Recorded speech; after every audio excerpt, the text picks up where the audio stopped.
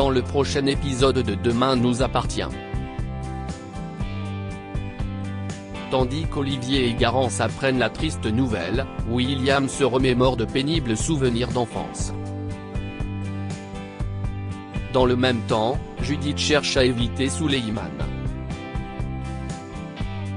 Attention, les paragraphes qui suivent contiennent des spoilers sur l'épisode de Demain nous appartient diffusé demain soir sur TF1. Si vous ne voulez rien savoir, ne lisez pas ce qui suit. Vendredi 25 juin dans Demain nous appartient.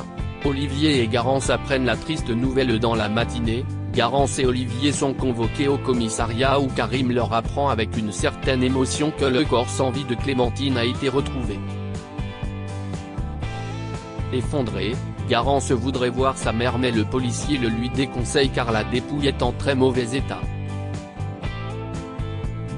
Plus tard, Mike confirme à Martin et Karim que Clémentine est morte par strangulation il y a environ 6 semaines.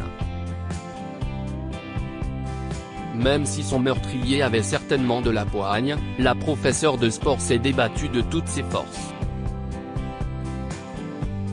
Tandis que le légiste n'a rien relevé qui permette d'identifier l'assassin, Martin convoque Sacha pour lui faire identifier la victime dans l'espoir qu'il passe aux aveux. Malheureusement, il fait mine d'être dévasté avant de clamer une fois de plus son innocence. Sacha rejoint ensuite Ben à la sortie du lycée et lui annonce la terrible nouvelle. Pour protéger Solène, il prie son fils de garder le secret afin qu'elle puisse se concentrer sur sa rééducation.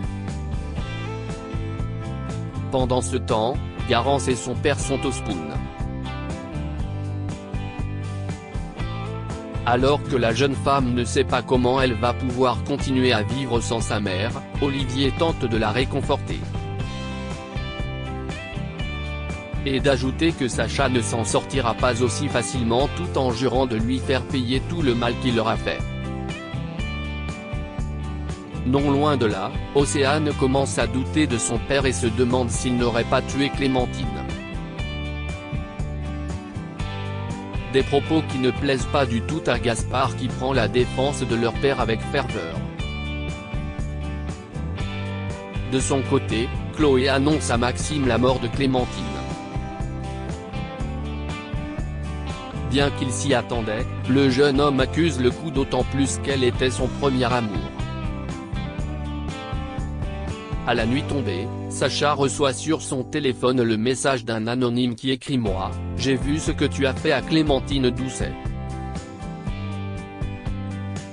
William se remémore de pénibles souvenirs d'enfance et l'arrivée de sa sœur à cette remémore à William des souvenirs d'enfance difficiles. Quand Bénédicte était plus jeune, leurs parents lui laissaient tout passer.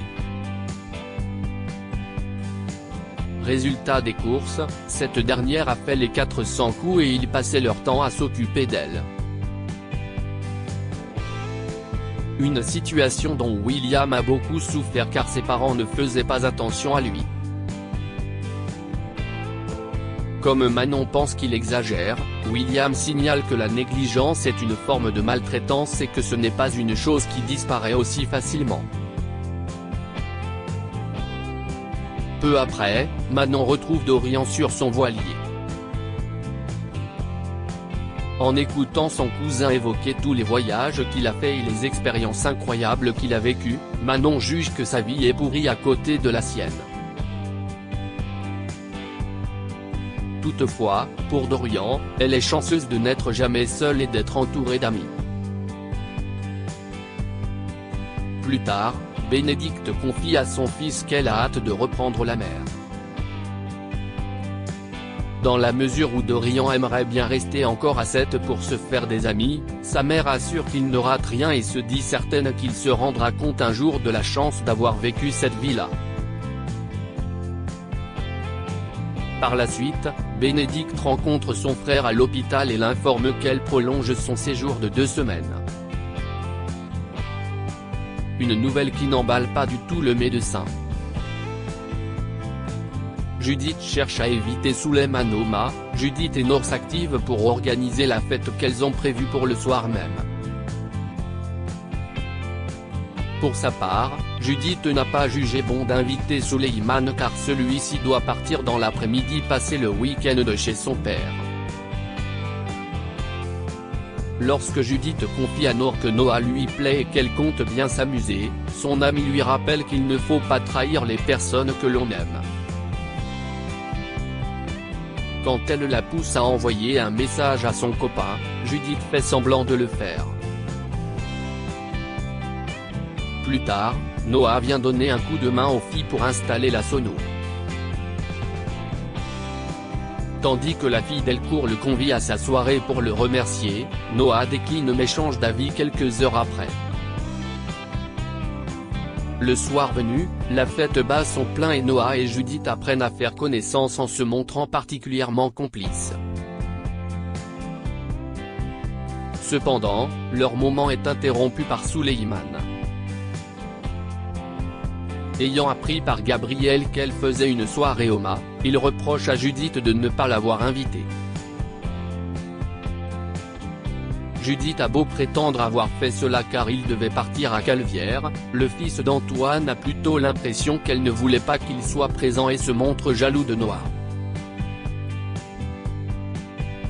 Lorsque Judith et Noah se retrouvent seuls, la jeune femme indique qu'elle n'est pas certaine de vouloir continuer ses études. Noah raconte quant à lui qu'il a toujours su qu'il voulait travailler au mât et qu'il n'a jamais regretté de ne pas poursuivre ses études. Malheureusement, leur discussion est une nouvelle fois suspendue par Suleiman qui embrasse Judith sur la joue pour faire passer un message à Noah. Attention, les paragraphes qui suivent contiennent des spoilers sur l'épisode de Demain nous appartient diffusé demain soir sur TF1. Si vous ne voulez rien savoir, ne lisez pas ce qui suit. Vendredi 25 juin dans Demain nous appartient. Olivier et Garance apprennent la triste nouvelle dans la matinée. Garance et Olivier sont convoqués au commissariat où Karim leur apprend avec une certaine émotion que le corps sans vie de Clémentine a été retrouvé. Effondré, Garance voudrait voir sa mère mais le policier le lui déconseille car la dépouille est en très mauvais état. Plus tard, Mike confirme à Martin et Karim que Clémentine est morte par strangulation il y a environ 6 semaines. Même si son meurtrier avait certainement de la poigne, la professeure de sport s'est débattue de toutes ses forces. Tandis que le légiste n'a rien relevé qui permette d'identifier l'assassin, Martin convoque Sacha pour lui faire identifier la victime dans l'espoir qu'il passe aux aveux. Malheureusement, il fait mine d'être dévasté avant de clamer une fois de plus son innocence. Sacha rejoint ensuite Ben à la sortie du lycée et lui annonce la terrible nouvelle. Pour protéger Solène, il prie son fils de garder le secret afin qu'elle puisse se concentrer sur sa rééducation. Pendant ce temps, Garance et son père sont au Spoon. Alors que la jeune femme ne sait pas comment elle va pouvoir continuer à vivre sans sa mère, Olivier tente de la réconforter. Et d'ajouter que Sacha ne s'en sortira pas aussi facilement tout en jurant de lui faire payer tout le mal qu'il leur a fait. Non loin de là, Océane commence à douter de son père et se demande s'il n'aurait pas tué Clémentine. Des propos qui ne plaisent pas du tout à Gaspard qui prend la défense de leur père avec ferveur. De son côté, Chloé annonce à Maxime la mort de Clémentine. Bien qu'il s'y attendait, le jeune homme accuse le coup d'autant plus qu'elle était son premier amour. À la nuit tombée, Sacha reçoit sur son téléphone le message d'un anonyme qui écrit « Moi, j'ai vu ce que tu as fait à Clémentine Doucet ». William se remémore de pénibles souvenirs d'enfance et l'arrivée de sa sœur à cette remémore à William des souvenirs d'enfance difficiles. Quand Bénédicte était plus jeune, leurs parents lui laissaient tout passer. Résultat des courses, cette dernière a fait les 400 coups et ils passaient leur temps à s'occuper d'elle. Une situation dont William a beaucoup souffert car ses parents ne faisaient pas attention à lui. Comme Manon pense qu'il exagère, William signale que la négligence est une forme de maltraitance et que ce n'est pas une chose qui disparaît aussi facilement. Peu après, Manon retrouve Dorian sur son voilier. En écoutant son cousin évoquer tous les voyages qu'il a faits et les expériences incroyables qu'il a vécues, Manon juge que sa vie est pourrie à côté de la sienne. Toutefois, pour Dorian, elle est chanceuse de n'être jamais seule et d'être entourée d'amis. Plus tard, Bénédicte confie à son fils qu'elle a hâte de reprendre la mer. Dans la mesure où Dorian aimerait bien rester encore à 7 pour se faire des amis, sa mère assure qu'il ne rate rien et se dit certaine qu'il se rendra compte un jour de la chance d'avoir vécu cette vie-là.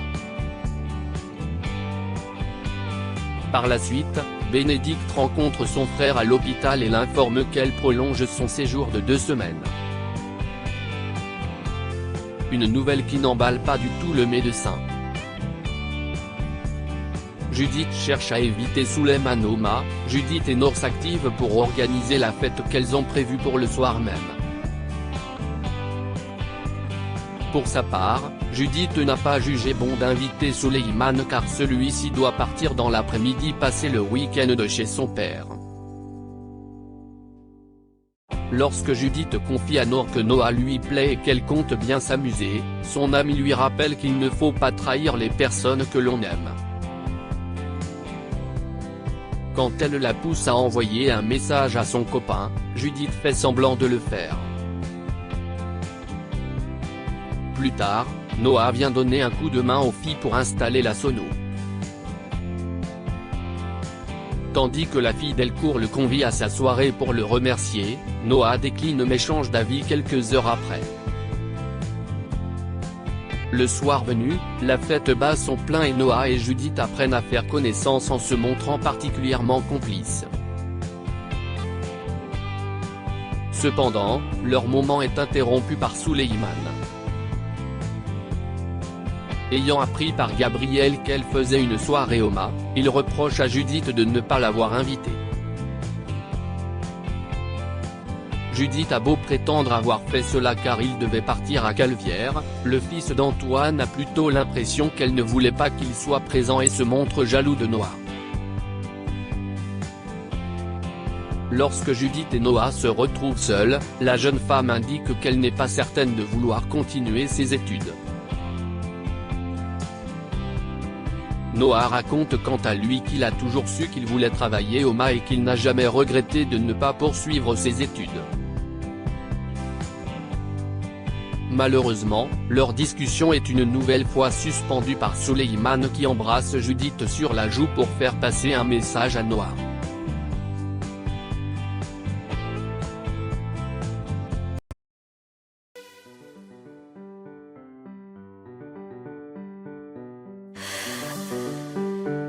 나